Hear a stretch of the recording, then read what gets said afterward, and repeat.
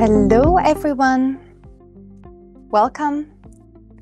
Thank you so much for logging in. We're gonna wait a tiny little bit to make sure that everyone who wanted to join has been able to join. My name is Lisa. I will be your host for today's webinar. It's actually the second webinar that we're having within this series. So some of you may have seen my colleague Mikkel talk about marketing operating models. Now I'm going to be talking about commercial insights and why having a strong point of view is key to modern sales. And then after my webinar, I think in 2 weeks' time, we're going to have my brilliant colleague, Josefina, talk about storytelling within the commercial disciplines. Yes, so welcome everyone who is joining us just now. We will begin. So today's topic is around having a strong point of view. And why is it important to stand out? And why is it especially important when we want to sell something in today's B2B environment?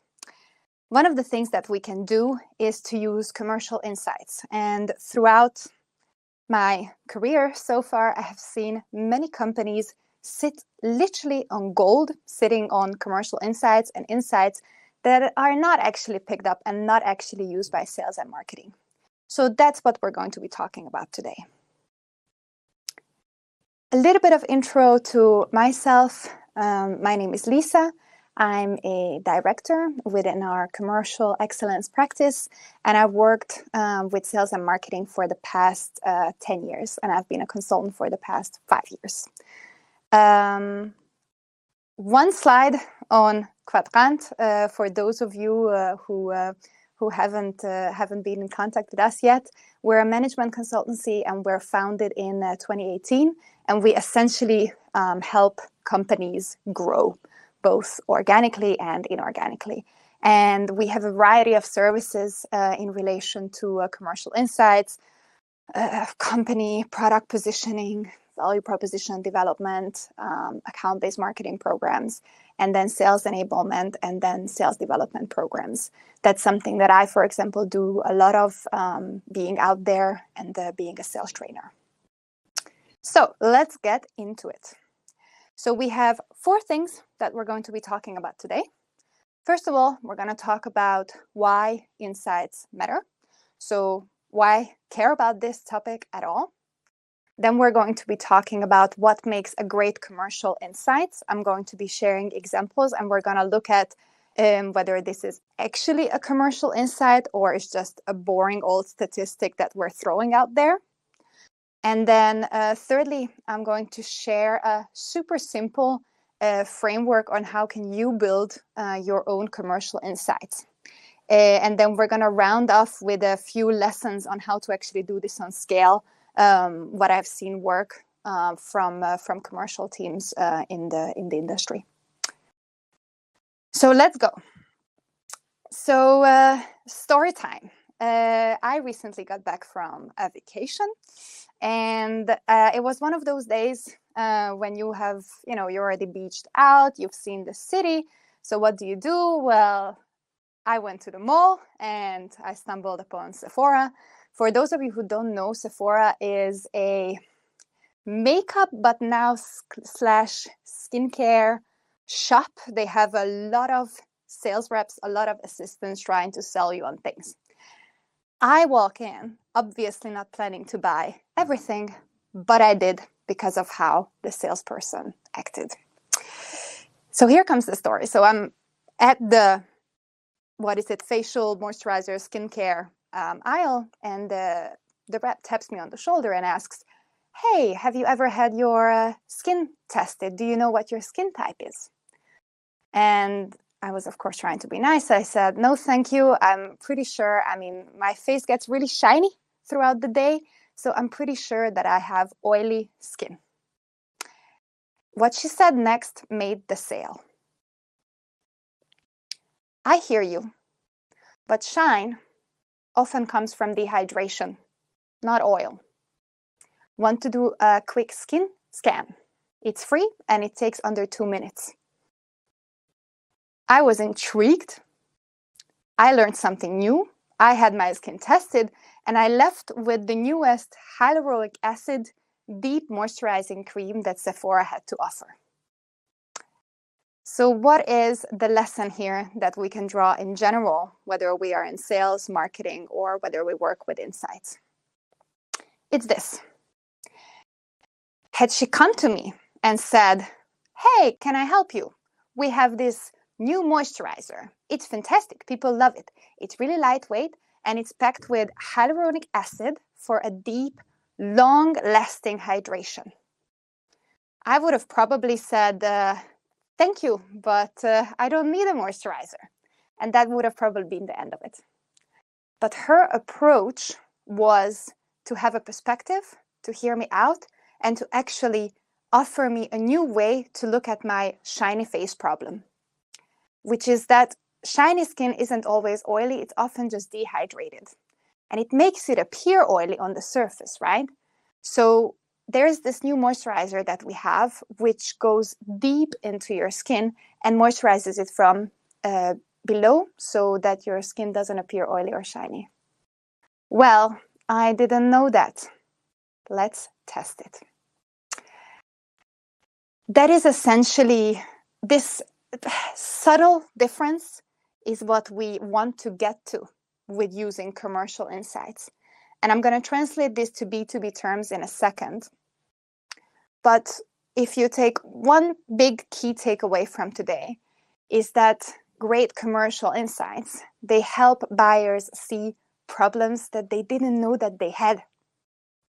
So it is not pitching a product or a service, but it starts with teaching something new. And it answers the question, why change and why change now? And that is incredibly important because I have all kinds of facial cream stuff, sunscreen, everything that I use. So I probably already have something that's good enough, but she gave me a new perspective. She gave me a new perspective into understanding the root cause of my problem. And she did it in a hell of an elegant way. So that's the topic. So why is this super important, especially within B2B? That's because there is a huge demand for objective fact-based alignment within modern B2B selling. That's primarily because of two things. First is that the number of people who are involved in buying decision has doubled over the past 10 years. So many more people needing to come together, many more people needing to agree on what is it that we're actually going to do. That's partially the reason why a lot of deals get into the no decision bucket in your CRM system. That's because we don't really have a common why change case to align the buying group around. Maybe we have convinced our champion that this is a really cool idea, but if that person can't convince the rest of the buyers, no decision, right? That is those pushed, stalled deals. The second thing is that buyers, of course, spend a hell of a lot of their time on independent research. And as someone who has done a lot of research throughout her life, the more research I do, the more I tend to get confused. So multiply basically all of these people trying to come together, trying to make a decision, everybody doing their own research. It's pretty difficult. So what we need is sellers who can guide, who can help, who can make us good sense of it all. Unfortunately, what do we get? We get 87% of reps jumping straight into why us selling. And we know this from a research done on 2.5 million sales calls that they have analyzed during COVID. What this means is that if there is no compelling reason for change and there is no alignment within the buying group, there's no deal, right? So we lose the deal. And that is why we know that the likelihood of being a high-performance B2B sales rep doubles if we are actually able to excel at teaching and guiding customers. And this is what commercial insights are amazing for, and they are a great vehicle for us.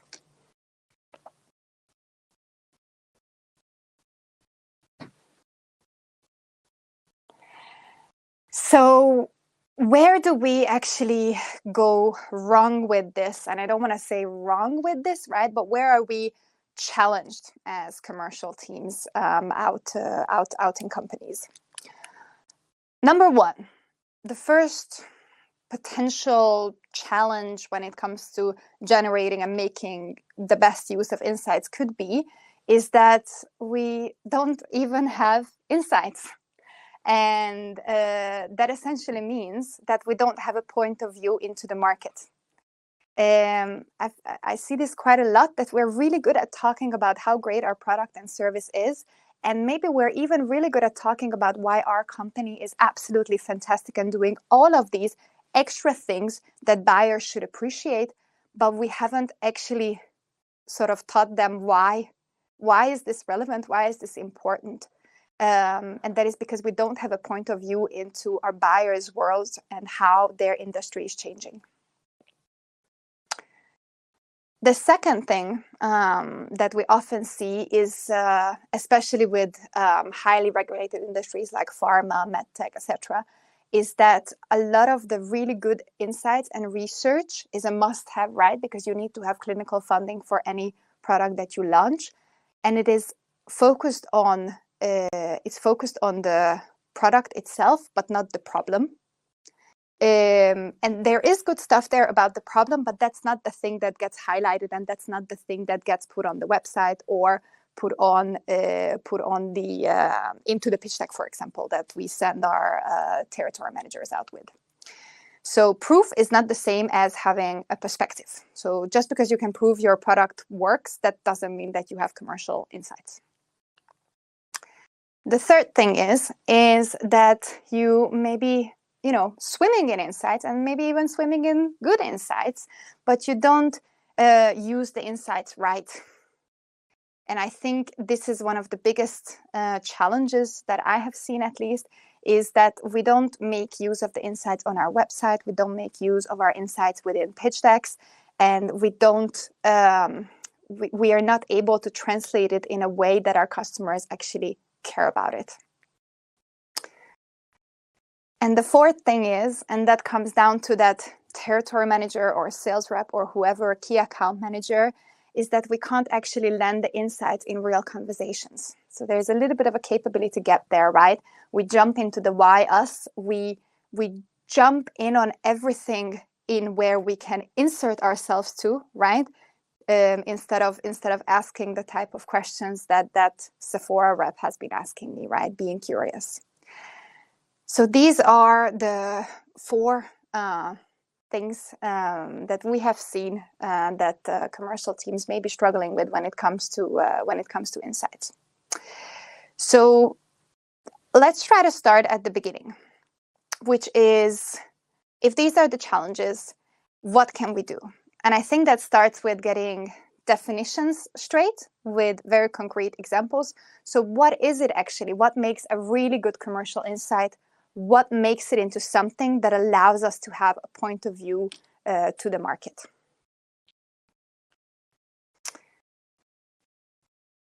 We're staying within skincare. But now we're doing a B2B example. Let's say that I am a manufacturer and I sell that hyaluronic acid ingredient that makes the skin moisturizer go deep into your skin and pulp it up from the inside. So it's an extra moisturizing effect that I'm selling. Okay, so I'm selling the ingredients. If I go out to my key accounts, or if I go out to a new customer who is selling facial moisturizers, and I start talking about, we have done so much research, and we know that 59% of adults experience dry or dehydrated skin, especially during winter months. I mean, it's pretty obvious, to be honest. So some of those statistics are a bit like filler, right? It's noise. Like, yes, we know we're selling moisturizer. So try to think of what's the equivalent of this super obvious statistic for whatever you're selling, right? It's just too obvious. It's not an actual point of view. It's just a statistic. Let's look at the next one. We're getting closer. Yeah. So the next one is what I call a cool insight. It's cool, but it's not exactly what we're looking for here. So let's say that we say that the global market for deep hydration-focused skincare is projected to grow 3.5% annually over the next 5 years. What I've seen is that a lot of commercial teams look at this as an insight. And it is an insight. I would say it's even a cool insight, right? Because we can do all kinds of calculations of what is this opportunity, dear Mr. or Mrs. Customer, that you could be seizing here. My problem with this is that it's just not enough, right? Because it doesn't point into the direction of why you, right? I could be seizing this opportunity with anyone, basically. And I probably will be, right? I will probably be evaluating several suppliers here. So let's go to the third one, which I would say is what we would call a true commercial insight. And we're going to dissect it a little bit. 72% of consumers, remember, I'm the manufacturer talking to the company who is then selling the cream to consumers. 72% of consumers are more likely to choose moisturizers with clear, clinically proven hydration claims on the front. So I'm highlighting a trend, that there is a trend of clinically proven hydration claim. However, we know that a lot of brands, like yourself, struggle to substantiate these claims. And what's the consequence of that is that you're risking legal exposure and, at worst, consumer trust, right? So what am I doing here? Let's say that I'm a manufacturer who is an industry leader in having clinically proven ingredients, and my research is actually pretty good quality. Instead of going out there and saying, hey, I'm really good at research and I have really good clinically proven quality, I'm doing it in a bit more of an elegant way, right? I'm teaching my buyers to appreciate the really good stuff that I can do for them. So I'm flipping it around a little bit. So it is a really core insight for a company who has clinically proven research. We need to find insights that substantiate that, and we need to find insights that make buyers appreciate that, basically. That's the task at hand. So what makes a great commercial insight is basically provide value to customers and prompt problems that they haven't fully recognized yet. And for example, that they need to have clinically proven claims on the front of their packaging, but also in a nice way, it points towards a really unique capability that we want our customers to appreciate in us. So it's value to the customer, but it also teaches them to love us, basically.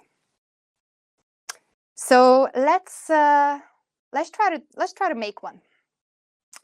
Here we go. So how do you actually build a great commercial insights? And here we're going to walk through a super simple framework that we can use here. We call it the insights building framework. So we take departure in the customer, and we take departure in an unknown or known problem that they have. A lot of times they know the problem that they have, right? But it is that perspective on that problem that we're looking for here. That's step one. So you need to have a deep understanding of our customers and the problems, known or unknown, that they're facing. You also need to have a deep understanding of what they have now, right? Because a lot of times they're already using something to get that job done, and you just need to teach them out of that, essentially. Number two is that you need to have a really strong grip on your unique capabilities as a company. So do you have incredibly stable supply chain? That means that they will get the product no matter what. Do you have really strong marketing capabilities? So if they partner with you, then you are going to help their end consumers appreciate their products better. etc., etc., etc. So you need to have an overview of your core capabilities. Now comes what's in the middle, which is that oftentimes there is what we call a knowledge gap. And that is essentially understanding what the customer fails to understand so that they don't appreciate our offering. So what is it that they fail to understand so that they don't appreciate our offering? And that's what we call the knowledge gap. And now comes the insight, which is that's exactly the knowledge gap that we need to educate them out of. So we need to educate them with commercial insights. Bit of an abstract thing for now. Let's look at an example and let's see how I would use this if I was selling sales trainings, for example.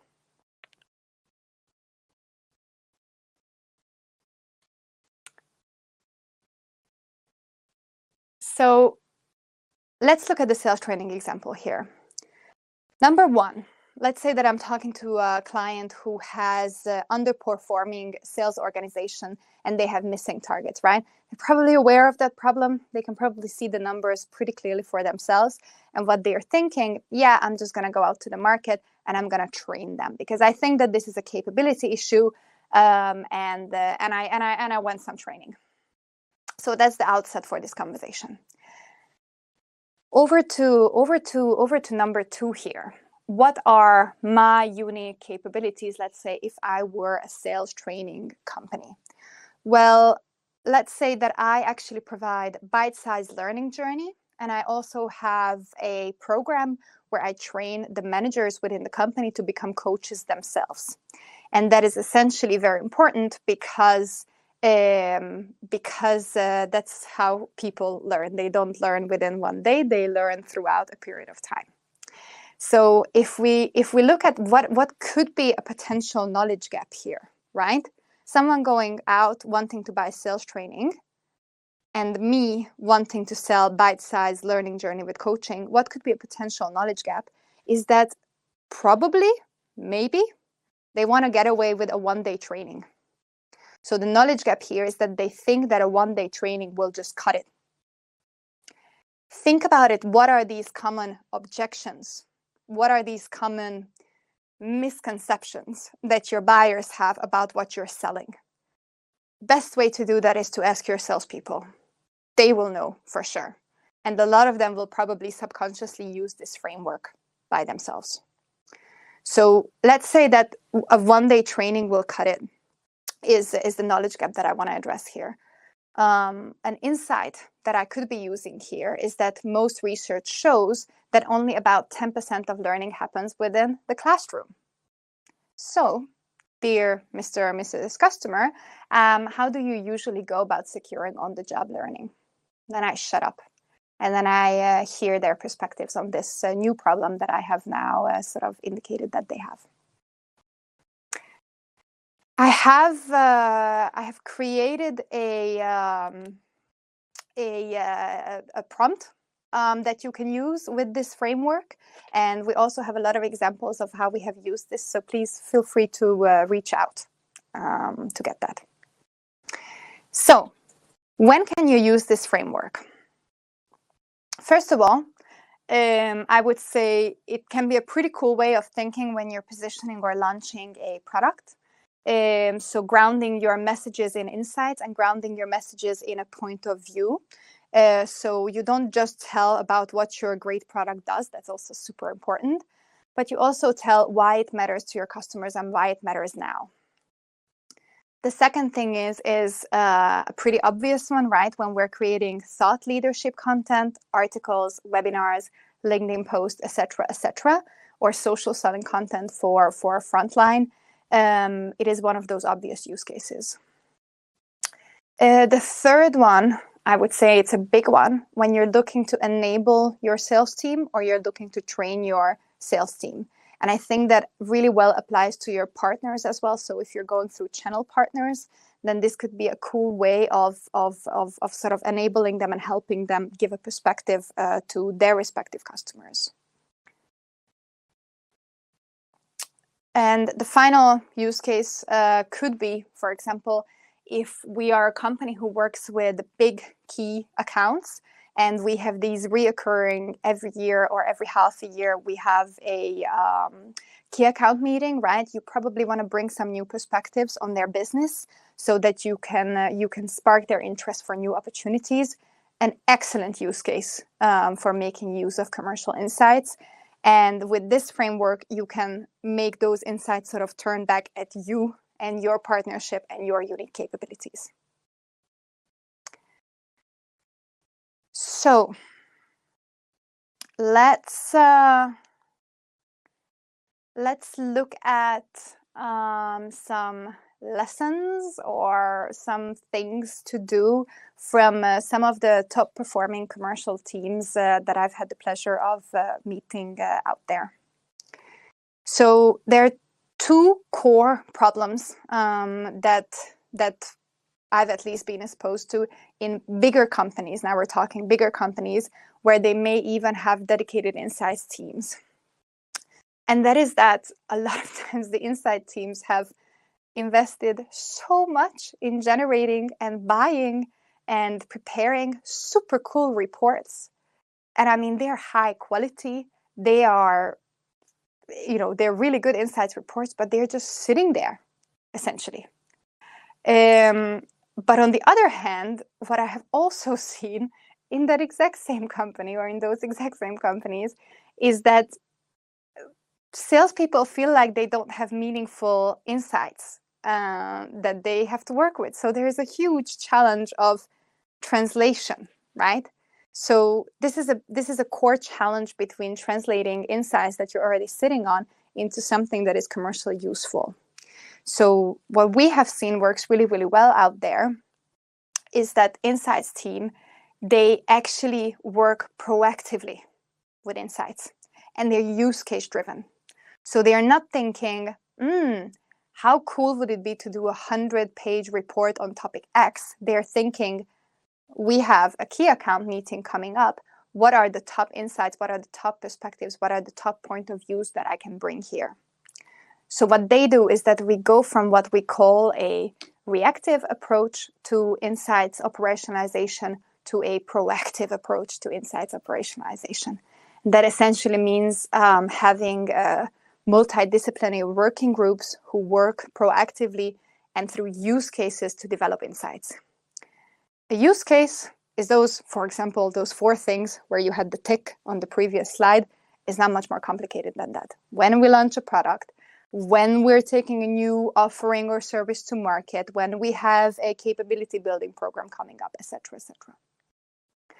So what I would invite you guys to do here is to think in which situations can me and my team take a more multidisciplinary approach to using insights effectively.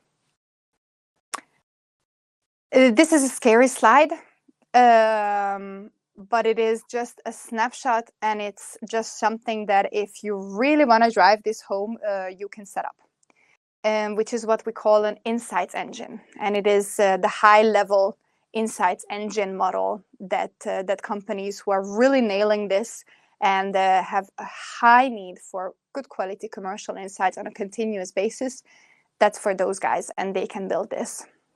So it starts with insights identification, then there's a phase on insights generation, then you probably need like a place to store all those insights, and then it gets converted into thought leadership, customer engagement, sales enablement, content, etc., etc. So this is the sort of 10x version of this insights engine and working with insights. I would probably say that this is pretty overwhelming, and if this is something that you want to build, you probably need to start with one step at a time. So what is that? I would invite you to reflect on 2 questions. Question 1 is, any of these challenges, any of these sort of inconveniences resonate with your situation? So for example, we're missing insights. For example, our insights are too focused on product, not problem. For example, we don't use insights right, or we can't land insights in real conversations. Any of these resonate? Can you do anything about it, right? Is there something that you can do about it within your role or within your team? The second thing is where do you or your team, where do you see the biggest opportunities to be more proactive with using insights? And we have these 4 use cases. There's probably 100 more that you could think of specifically for your company, for your industry. It could be anything from when you're positioning or launching a product, when you're creating thought leadership content, right? A really obvious one. When you're creating sales enablement materials that actually allows sellers not to do a product pitch or a company pitch, but allow the seller to give a perspective on our buyer's business, which is going to lead to that why change conversation. And also, I really recommend it to just sort of bring it in as a perspective when you're training. Because it can be quite an eye-opener, and a lot of people already use this unconsciously, but they didn't sort of recognize it.